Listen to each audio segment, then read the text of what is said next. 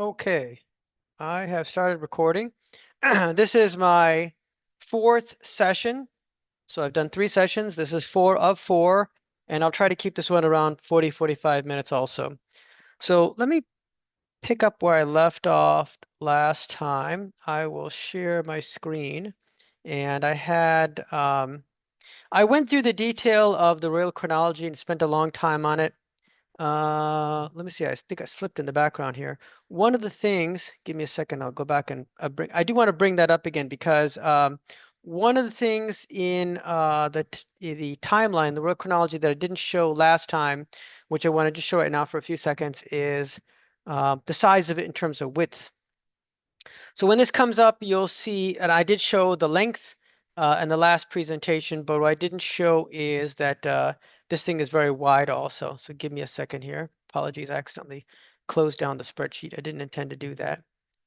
This should pop open in a second here. Okay, so what I showed last time was, kind of the length and breadth of this going up and down. But what you'll notice is, and I've got this on kind of zoomed out view a little bit here, you'll notice is that I couldn't fit everything in just like, 10 columns. So I continued to go to the right. And I went to the right many, many columns. And then I also included other civilizations. So I've got Egypt, Misra, Israel, Yusra, Judea, Iraq, Mesopotamia, Iran, Persia, Parsi, and then China, Jinhua. And so I included all these, and we can see the names of the kings in order and the other civilizations and how it kind of compares to the Indian side. And then, of course, once again, didn't have enough space, so I continued to go on the right-hand side. So, I mean, it's not just the length of this, but it's how many people we have recorded in history at any given slice of time is just tremendous. Okay, so for people to just ignore all of that data and think that they're putting together a proper history while leaving that out, especially as it regards Indian history, is just shocking, shockingly ignorant. They wouldn't do that with Egypt. They would always include the pharaohs list. So why would you do that with India? Why would you just leave the list of kings out? I have no clue. It's a bizarre, weird, strange view of history to leave out every single leader of a nation over, 6,000 years or so. You need that. And that helps you correlate other literary, linguistic, archaeological, hydrological data. So now that I went over the timeline, the spreadsheet, I'm going to go through some slides. So what I'm going to show you now is what I put together some years ago, and I probably need to update some of this, but I put this together a couple of years ago. What is this, 25? So maybe 21, 22. And then it made its way into this museum in India soon after. This is the Shivaji Museum of Indian History in Pune. It's just outside of the airport there. And it's on 5, 6 acres of land. It's kind of a nice, quiet setting. And there's about 20 or so buildings, pavilions, and my content is one building. And so in that building, what I did, and I still need to do some more work, but I put up 50 panels of Indian history, each one, about 3 feet by 5 feet. And they're all in English, and need to get some help to translate it all in Hindi. But it's nice to get a nice view of history in India visually in one room. You start at one side and you walk around and you see the whole history. So let me show you. This is a high level view of the panels, right? We talk about prehistory. We talk about some of the interesting people in Indian history and what they've done, and conjecture about what the future might hold. So the first thing I would say is prehistory.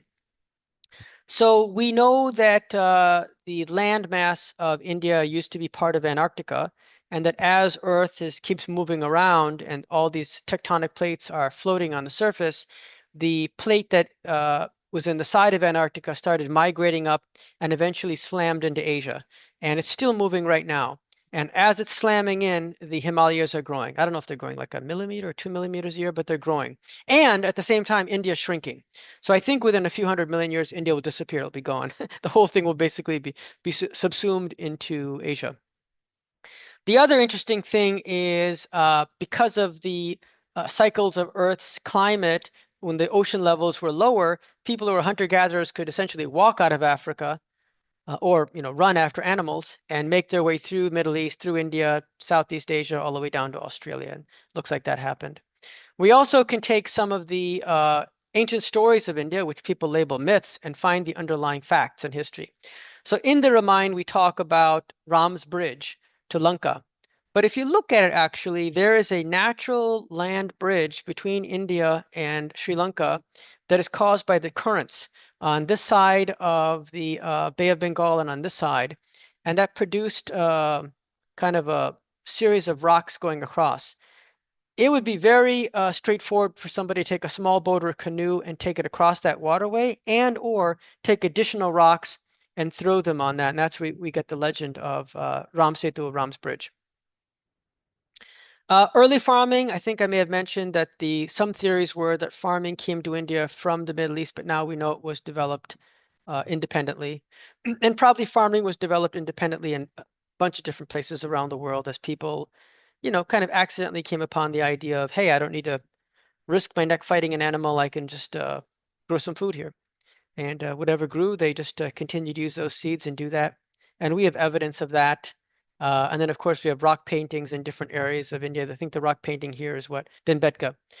So we know what people were and kind of what they were doing for 50,000 plus years. Probably one of the first cities, at least so far, because we still have a lot more digging to do.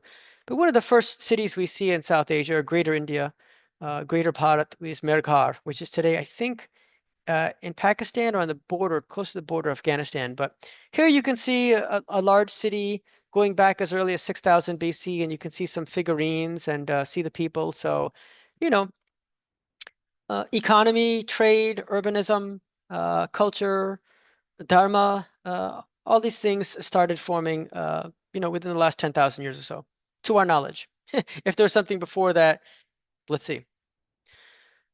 On my timeline, I talk about the first emperor of India, Bharat, and he basically had a kingdom, an empire, started with the Saraswati and then expanded outwards. If you look at the geography of India, it's relatively flat, and then you've got huge mountains. Um, it's pretty much designed to build a kingdom or an empire, and that's exactly what people did. He was part of this Puru Bharata dynasty, and he was really one of the stars of the dynasty and expanded the empire. And it was probably one of the earliest concepts of nationhood, Bharat, perhaps even earlier than the Egyptians, because the Egyptians had essentially like two ancient kingdoms, North Egypt and South Egypt. Unification came later. But so kind of nationhood may be actually an Indian concept. And it's ironic because people say India is not a country and that, somebody later like the British invented it. But no, it's actually in the Rig Veda. They talk about Bharat as a nation, as a wider community. And that's what happens, right? When you have kingdoms that grow and grow and grow and subsume other kingdoms and you develop an empire, and it reaches all the way to the limits of the mountains, um, and you have different kinds of people within that, you starting to develop nationhood. So that's what it was.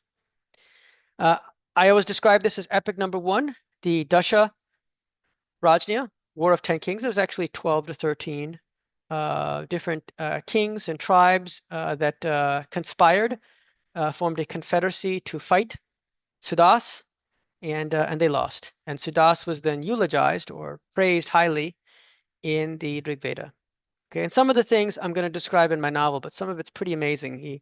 I don't know whether you call it incredible luck or an act of God, but there were some aspects of the military victories where it was shocking, shocking victories. And then we get the Ramayana. I call it epic number two. Now, the interesting thing is that rock you see there, that inscription you see in the middle. When we talk about the Ramayana and we talk about Ayodhya, there was a big controversy long ago. This might have been the early 90s, where where the local Hindus said, "Hey, we need to get rid of this mosque and allow us to have our holy sites, just as the Muslims have holy sites, Mecca, Medina, and nobody's allowed to build a Christian church or Hindu temple or Buddhist temple on top of it. Likewise, nobody should be allowed to build any kind of religious structure or any even imperial structure on top of Ram's temple, where Ayodhya is." And so people said, it's make believe, it's mythology, there's no history, blah, blah, blah. That was the position of the eminent historians, but as we all know, they're Marxist leftist wackos. The real history is you have to dig. You have to dig, and then you can carbon date things. And so finally, I don't know what happened legalistically, but they finally allowed archaeologists to go in and dig. And sure enough, what did they find?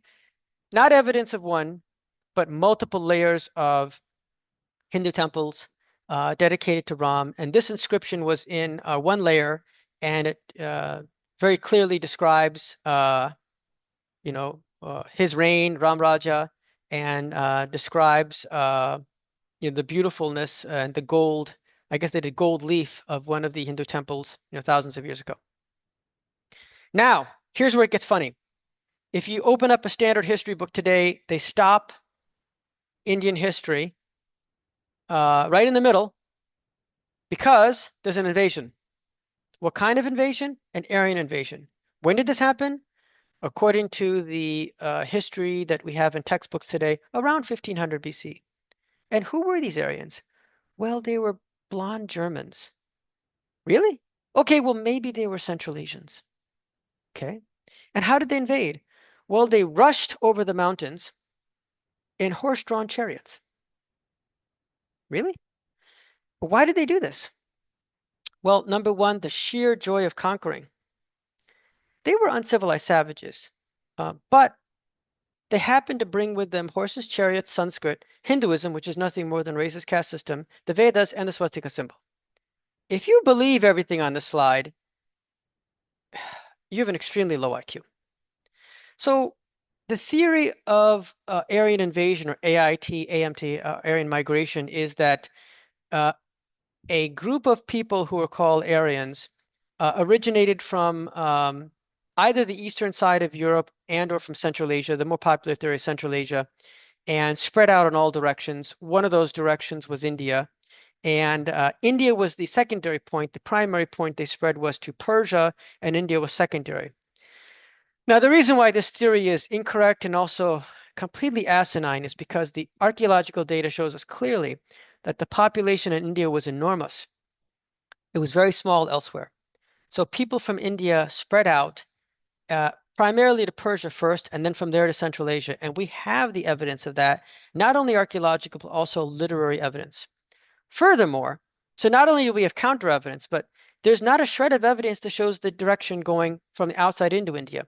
Because to be able to take a chariot and horse-drawn chariot over the mountains is nearly impossible, even today. Look at that picture in the top right there.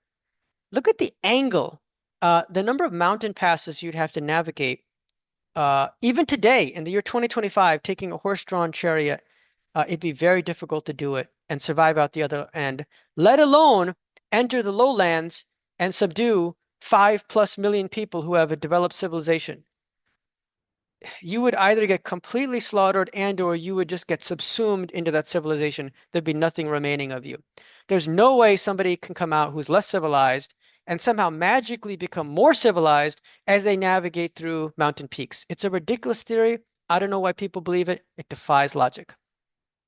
What actually happened is what they call an OIT, or out of India theory, which is that as India had tectonic shifts and the Saraswati River dried up, and even if those things didn't happen, you just have an enormous population in India, so people are going to spread out. So even if a tiny portion of people in northern or northwestern India migrated out, they would take their language and their culture and their dharma with them and spread out through Central Asia and eventually make all the way to Eastern Europe. And that's exactly what happened. And that's why we get all the languages that come from Latin and other things. It originally comes from India. Now, this is another part, it's fun, is people are in love with this concept of Aryans. I mean, you talk to, I'm not just talking about the Nazi period, I'm talking even today. There's groups of, people who live alone in the US called Aryan nations. And, they're always like, Northern European, Germanic, bunch of blonde guys. I just have to laugh because they're just technically so incorrect. The word Arya is a Sanskrit word. It means civilized. It comes from Ra, would mean like farming. So the people who are civilized are Arya, and the people who are uncivilized are barbarians, and they speak Malecha. That was the original concept. And before India was Bharatvarsh, it was Aryavarsha, Aryavat. So the land of civilized people. So this idea that Aryans are, white, blue, blondes is so comical. So just for fun, if we look at the right side and we look at Europe and we look at hair color, Germans themselves aren't even really blonde. They're actually average hair colors like brown. And if you look at the lower picture of that guy, that's a German guy with pitch black hair. He's not mixed race, he's completely German, pitch black hair. So Germany contains people with all different hair colors. The blondness comes from Scandinavia, and there were successive waves of migration or invasion from Scandinavia into Germany starting around 750 BC. And that's where we see the entrance of the blonde hair. So if somebody says, hey, these blonde, blue-eyed people are Scandinavian, I'll say that's correct. They're Nordic, they're Norwegian, correct. They're Germanic, not correct. Germanic are mixed race. They're Aryan, 100% incorrect to be like laughably wrong. Okay, so we all need to understand that no such thing as Aryan, no such thing as Aryan race. There's Arya, which is a culture, and the people were Indian. So let's go back in time to when people from India started migrating out. It was around 3000 BC when they started migrating out, and that might have picked up to maybe 2000 BC, because we do have inscriptions in Central Asia that are like 14 or 1200 BC that specifically have Sanskritic words and Indian culture and what they call Vedic gods. So we know that the Indian people had made it to that point by that time. So if we had looked back and seen what the people look like, they would not look like the dude on the left. They would look like the dude on the right. And furthermore, even if we look at swastika, it's usually expressed in a different way. In India, it looks more like the symbol you see on the right. It does not look like the symbol on the left. That's actually a Germanic symbol. Now, the other thing I want to point out, and thankfully this has changed over the last 20, 30 years, but because of the horrors that the Jews faced, they've been stigmatized by the symbol swastika. So they've gotten, all of Western civilization to hate the swastika. But the reality is swastika is a very ancient symbol. It's been used for over 5,000 years, and it means good things. It's a positive symbol. Likewise, for Christians, they consider the cross to be a positive symbol. Christians, in some ways worship the symbol. So if Christians have respect for this symbol, how can we say that, well, because some KKK people used that to burn on the front lawn of black people they wanted to kill or leave town, that now the cross is a bad symbol? So we shouldn't throw out the symbol that Christians like for 2,000 years just because of, 100 years of racist hatred in America. Likewise, we shouldn't throw out the swastika, which people have used and venerated for over 5,000 years, because for 30, 40 years, the Nazis misused that symbol, right? That just doesn't make any sense. The swastika has a different meaning. It's swastika means to your health or to your welfare, good luck, fortune, auspicious. The Germanic symbol actually is called Hakenkreuz, which means hooked cross, and it is a different symbol. Swastika is a solar symbol, essentially. The center of it would be like the sun, or it'd be a star, and then it could represent four seasons or four phases of civilization, or cyclical movements of the stars. Sometimes people will say it represents the sun in the center and then wisdom from the sun coming at us, not directly, but indirectly, meaning that wisdom sometimes comes at, an angle it's not clear to see. There's a lot of different meaning, but it's a positive symbol, a good luck, good fortune symbol. It's got nothing to do with Hakenkreuz. Um, the out of India theory, I think, has been poo-pooed by people in the West because they want to prop up this Aryan thing. They're very proud of the Aryan thing because it represents racial domination. And that was a very popular ideology during colonialism, because you got these European people, which I mentioned before, were way behind Asia, but they caught up and then surpassed it. And so they started using kind of cultural emphasis on, well, we're racially superior, and that's why we're conquering you. It's kind of a wacky idea, but they were able to convince or put a snow job over on some people. So they poo-poo the out of India theory, even though actually it's actually what happened. Now, how did all of this start? AIT, OIT, how did it all start? Well, it started around the 1500s. The Europeans started to notice. They listened to Sanskrit and they listened to European languages, and Latin said, whoa, they've got the same words. How is that possible? It's only possible three ways. Either people from Europe who invented those languages came to India and took it with them, or people from India invented certain languages, took it to Europe with them, or somebody in the middle spread it out in both directions. The original theory actually was that people from India, from ancient India, went outwards and spread the language with them. That's very logical. That theory during the colonial period was destroyed because they said we can't have these brown people being the foundation of all of our linguistics in Europe. That's unacceptable idea. We can't come from these people. They're beneath us. We have to come from these, white, blue-eyed, blonde, Aryan, uh, uber race, uh, which is mythical, by the way. So they pushed against it. So then the theory was shifted. By the way, the Europeans going to India, everybody knows that's impossible. So they shifted the theory to had to come from a central place and then spread outwards. And that's where we get the idea that it came from Caucasus Mountains, Central Asia, Southern Russia. And by the way, Caucasus Mountains, that's where we get the word Caucasian. So that represents one of the main races, one of the three races, or I'd say sub-races of Homo sapiens sapiens in the planet. I think they should rename that Indic because that's where people evolved into that particular race or sub-race was in India. So it should be called Indic, not Caucasian. It would be more technically accurate. And I think as we get more genetic data, we'll find out that's the case. And by the way, some of the genetic data we're already getting, we're seeing like the permutations and combinations of R1A1 in India that are much more than elsewhere, which means that people went out, not the other way. You get more genetic variation, and you go through a bottleneck when you go through somewhere, so you get less genetic variation at the destination, the source. The inscription, the stone inscription there you see is the Mitanni inscription from the mid 14th century BC, and that is once again hard proof that there were Indic culture and Indic language and Vedic ideas in Central Asia, moving toward the European area, and the time frame of that shows that it was long after Indians started migrating out of India, and before they had made it over to Europe. So I think we're going to see more data in the coming decades that will show that this out of India theory is rock solid. What you're seeing in the graphic here is something put together by Jijit Nadamuri Ravi, and he's kind of has his own version or built upon the work that was done before by Srikant Talageri. I think both of them are excellent. I think we don't know exactly what happened because we don't have a video recorder of the past, but I think if we look back, we'll see that it was close to this. This is roughly what happened.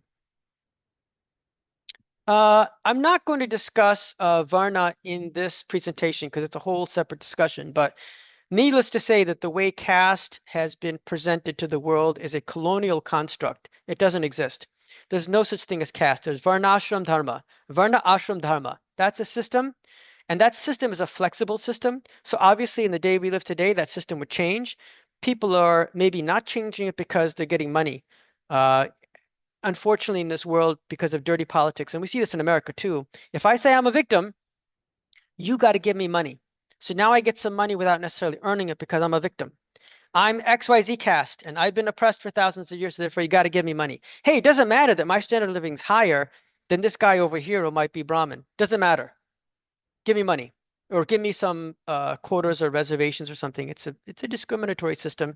We should help people who are worse off economically and not look at their varna, not look at their community, their jati, not look at their skin complexion, their height, their weight, whether they wear glasses or not. We shouldn't look at these stupid things. We should just look at, economics, but that's a whole nother discussion. Okay, so that whole interruption to Indian history was the Aryan invasion or Aryan migration. Completely ridiculous, no basis in fact, mountains of counter evidence against it.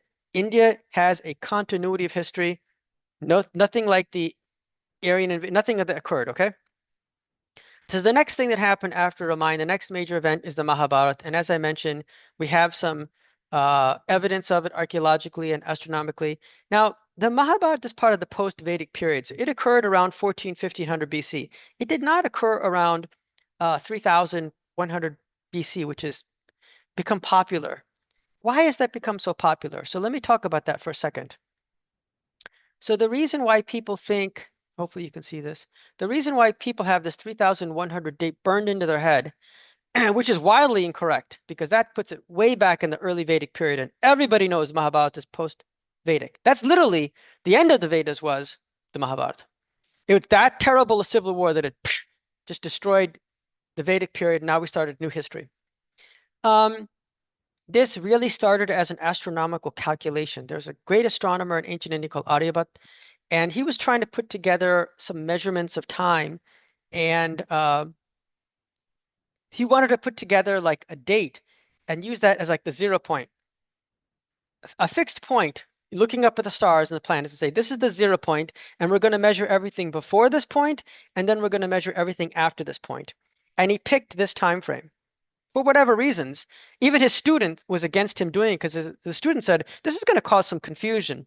But in any event, he did it and he created it, and it had so much of a momentum that people started confusing this and said that, oh, this has to do with, the Mahabharata war and Kali Yuga, and everything Kali Yuga started after this day, and it all got jumbled up. But it's incorrect. It absolutely goes against the King's List which we have, and it absolutely goes against all the archaeology we have, and even the literature makes it very clear that the Mahabharata was the end of the Vedic period, and at the time of the Mahabharata, the Saraswati was not completely dried up, but it was partially dried up, and there was a vanishing point, Vinashan, which is described in it very clearly. That could not have happened in 3000 BC.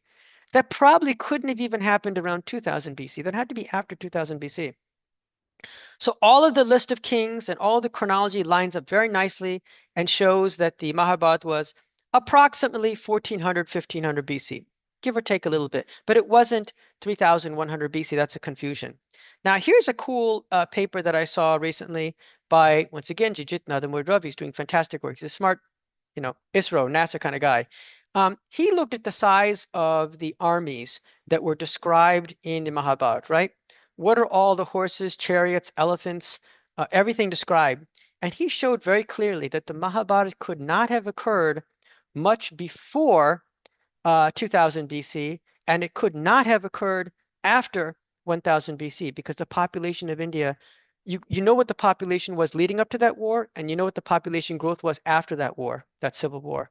And it's very clear. And it probably happened right about between 2000 and 1000 BC, or as my timeline says, and as all the data says, around 1500 BC, 1400 BC. That's when the Mahabharata happened. It was the end of the Vedic period, not the middle or beginning of the Vedic period. Need to get that straight. So let's go back to the slides. Once again, these are panels that exist in the museum in Pune.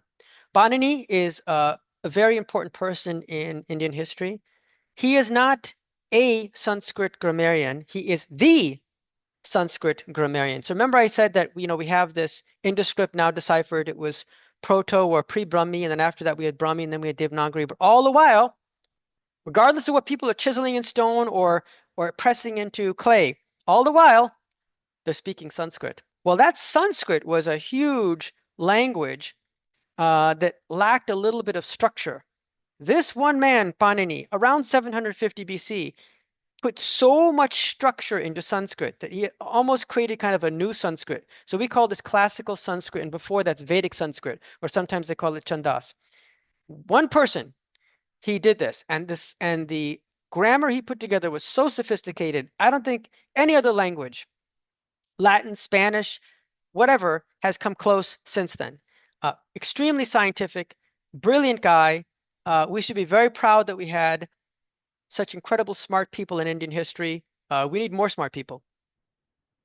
Mahavir, around 600 BC, he was kind of the older contemporary to Buddha. They were within the same roughly period. So we have a lot of that history. And then, of course, we have the Buddha. Once again, people try to put the Buddha at like 1000, 1800 BC. Folks, there's archaeological data. There's the King's List. It's all very, very clear. You can't like make up stuff. So I don't understand where people are coming at with these dates. I think sometimes there's almost like a competition people have. It's almost like an ego thing that they want to show. This is the oldest civilization. No, it's not. Egypt, Mesopotamia, India, all were kind of similar, right? Everything happened within the last 10,000 years. Whatever we had before 10,000 years ago was very sparse, very sparse. Emperor Ashok, I talked about that before, how in my opinion, he kind of dropped the ball, but that's history. Aryabhat, and the concept of zero, and of course pi. What could we do without zero? And what could we do without pi? But then, of course, he also had that calculation that caused the confusion about the Mahabharata war and Kali Yuga. Very unfortunate. I think if we had more historians in India, this kind of thing wouldn't occur, but I don't think Indians were really obsessed with history. Part of that is ideological, right? In Europe, they were Christians, so they followed what we call a history-centric religion. Judaism, Christianity, Islam, they're all history-centric. Whereas in India, it's really dharma-centric. It's not history-centric. So they weren't obsessed with history. I think if they were a little bit more obsessed with history, it may not have been a bad thing. So, the concept they had of history was cyclical and not necessarily linear. But as I always say, to pit those two concepts against each other is kind of dumb. It's kind of dumb because both are true at the same time, right? Planet Earth is spherical, but if I'm standing on the surface, it looks flat to me. So if we're looking at the time span of billions of years, time may be completely cyclical. But if I'm looking within 10,000 years or 100,000 years, it's linear, right? Why don't people, use that for their historical analysis, particularly from the ancient period, we have the ancient Romans and ancient Greeks who had literally historians. I wish we had, more Indians like that who were recording history, way back then. It would have been better for us. We wouldn't have had these confusions that have entered. Shankaracharya, hey, he is single-handedly credited with reinvigorating Sanatana Dharma Hinduism. It was kind of fading, and he brought it back. He went around, argued with people, won the arguments, won people over. Uh, Pretty impressive stuff. Unfortunately, died very young. Healthcare wasn't then what it is today, but he did in such a short life. He did the work of 200 years life. Vijayanagar dynasty, tremendous, and they lost.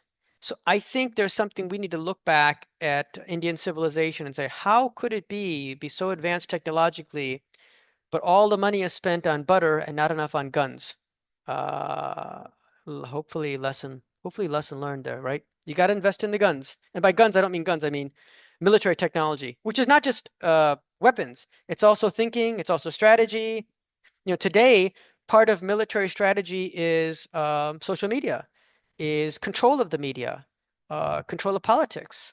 Uh, Very soon, artificial intelligence. These are all tools of the military. And if you don't use it, your enemy sure as hell will. And then don't cry about losing 50 years from now because you weren't paying attention. Mughal Empire, this is probably overemphasized in Indian history books. I think I've had a lot of people come to me. I didn't grow up in India, but I've had a lot of people come to me who grew up in India and said, we spent so much time Indian history talking about Mughals, and we didn't even know that there were Hindu empires that lasted 5 times longer. And I said, sure, they should have taught that. They didn't teach it. He goes, no. I said, well, that's a kind of a colonialist history. Maratha Empire, which was actually called the Hindu Empire of Marathas. Interestingly, you won't find very opulent palaces of the Marathas because they never got a chance to really do that much, and what little they did was destroyed. They were so busy fighting that they didn't have time to accumulate that much wealth. Whereas some other kingdoms, like in Rajasthan, made treaties with other people and they accumulated massive tons of wealth. I've seen some of the places in Rajasthan. They're some of the most opulent places on earth, and I've been many places in the world.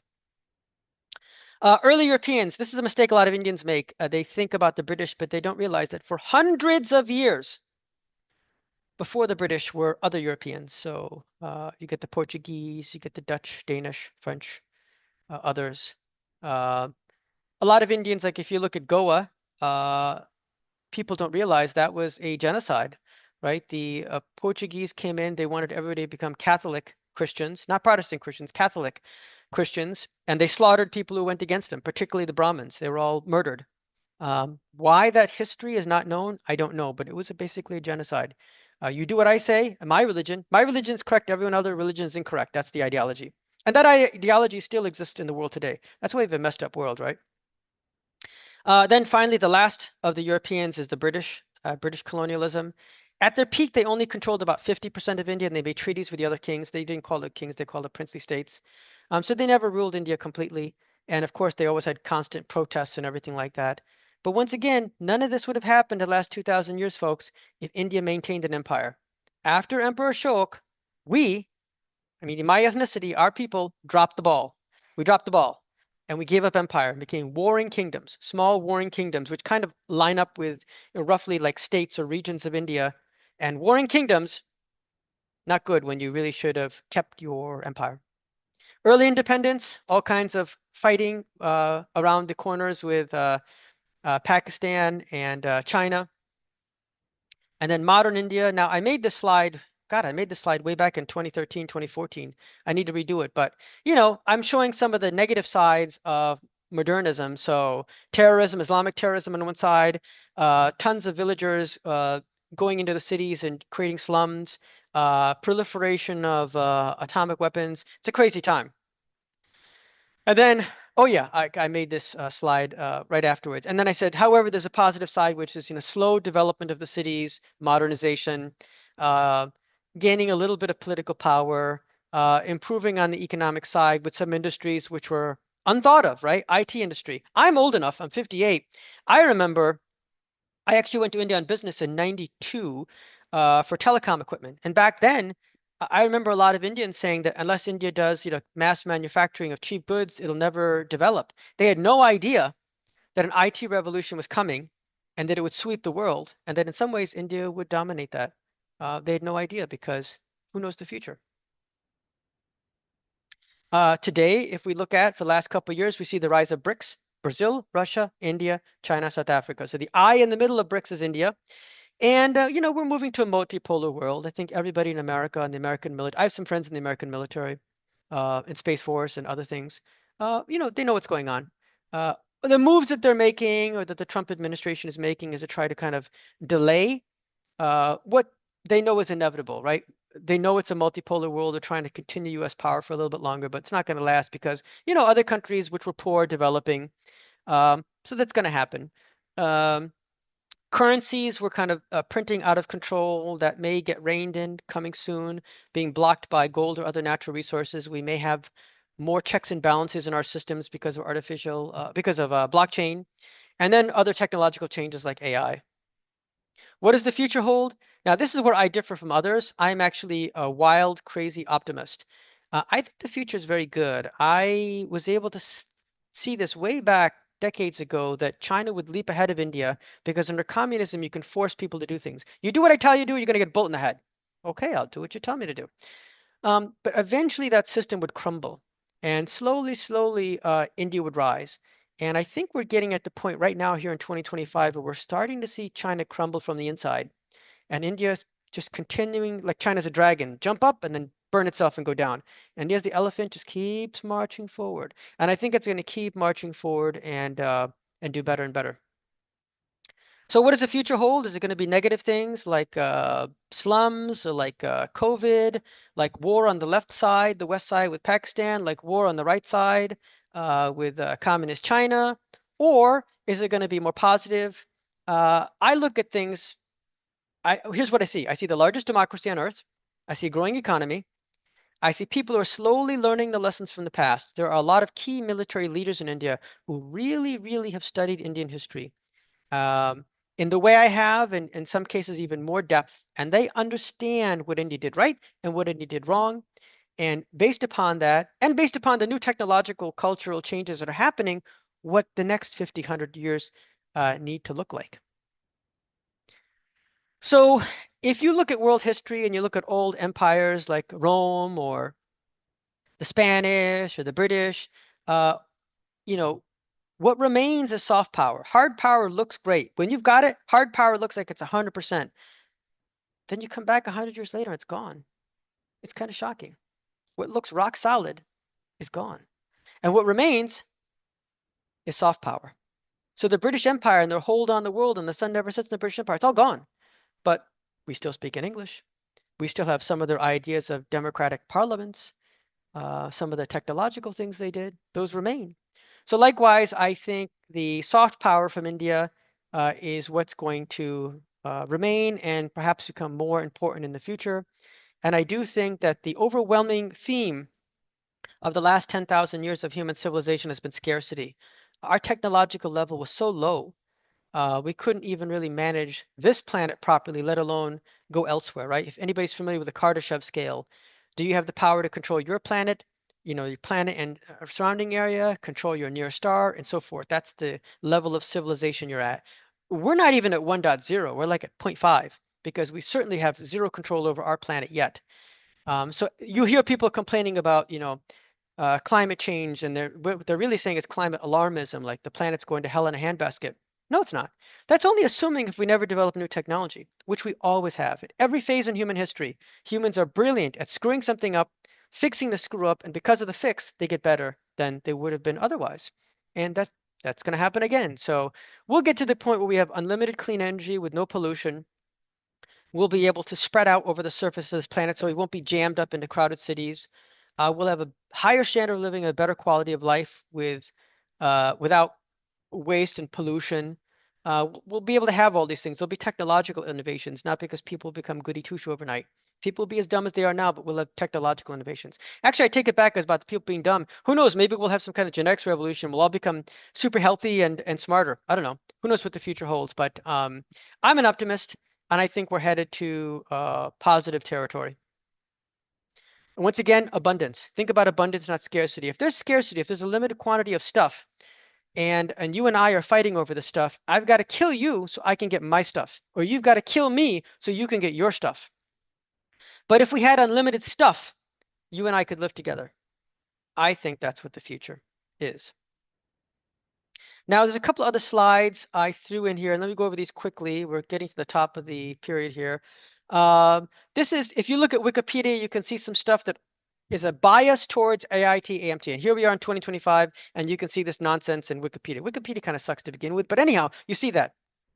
Here is some maps from Srikant Talageri's book where he shows, the flow of people from northwestern India as they flowed out. Remember, these mountain passes are narrow, so you can only have certain population go out from India's vast population, and then they started spreading out in different directions. And as they spread out in different directions, we can see the evolution of their language, which became these different languages as it went out. It's very logical. And anybody who's a linguist will tell you this makes sense. Certain words, certain flow of languages show unidirectionality. You can tell the way things evolved. They went from here, they went to here. They could not have gone backwards from here to here because words don't move that way. This is an interesting one. Once again, Jijit Nadamori Ravi is putting together some fantastic work. This is a graphic I saw one of his online things. Sorry, Jijit, I'm stealing this from you, but look at the size of the texts. So if you look way down the bottom, you can barely see it in blue there. There's the Iliad and the Odyssey. So this is kind of like one of the heights of Western civilization, these Greek epics, Iliad and Odyssey. And now look at the size of Indian literature. So this shows, India had an incredibly rich civilization. They were putting out something like 1.5 million pages of text per year, whereas the Greeks and others were putting out like 50,000. It's like there's no comparison. So India, once again, fantastic history as far as guns. If they had just invested more in terms of butter, if they had just invested more in guns, they would have been able to better protect the butter. They did not, and thus we have what we have now. This is another thing that someone put together. I was on a presentation with someone. Oh, I think this is somebody who just wrote a book recently about Manusmriti, and he was just showing kind of a chronology and like a flow of ideas between people. So in India, the concept was an author didn't say, I wrote this book. They would say, I have got my motivation from these people before me. And of course, it all goes back to Prajapati and Narayana. Everything goes back to God, and it filters down, and then here am I, and now I'm writing this book. So it's almost as if like nobody was willing to say they wrote the book 100% because they got their motivation from others who lived long before them, and they're just continuing in that tradition. I'm not going to talk about it now. This almost requires a whole separate discussion, which could last a while, and I'm kind of putting together some data. But a lot of Indians are very obsessed with astronomy in terms of dating chronology. I am not for this. It's not a good tool. If the astronomy lines up with other information we have, like the King's List and archaeology, that's wonderful. But if I do some astronomical calculation and just point a hole in Indian history and say, hey, the Mahabharata occurred in 4,800 BC because of this star's aligning, that doesn't show anything. And you're not talking about what happened every single year after the Mahabharata and every single year before Mahabharata. It's just a very shabby, sloppy way of looking at history. So some of the astronomical calculations I've seen people do are very good, but that's only because they line up with other information we have. But looked in isolation, it's very possible to get very, very high chronology, 10,000, 20,000, 30,000 years ago for things which are not that, did not happen back then, just because I'm looking at astronomy. This is some of the, I mentioned Emperor Shoki had these Burmese scripts, these edicts. So a lot of that evidence we have is good. It's chisel and stone, carbon dates is good stuff. Oh, this is a funny one. This has got nothing to do with Indian history. This has to do with thinking. So a lot of times you'll see people say blah blah blah, and therefore ABC. And what happens is they've presented you with correct facts, but then they've made a false conclusion. So just because you agree with the facts doesn't mean you agree with the conclusion. People do this all the time, not just with historical studies. Last slide I'm going to show, and then I'm going to wrap up here, is here's some terminology I think I'd like to see people start to use. I'm not saying this is the correct terminology. I think it's correct. It's just my opinions. So instead of saying Indus Valley Harappan civilization, let's say Sapta civilization, because that's the word we used. The words on the left, Hinduism, Hindu, Jainism, Buddhism, Sikhism, they're okay, but actually Dharma is a great word. Sanatan Dharma. And we are Dharmin, or Dharmic. Jaina Dharma, Bodha Dharma, Shishya Dharma, they're good words. And they show that it's all a family of Dharma. Instead of saying Hindustan, Bharat. Now, English is okay India is okay in English, but Bharat.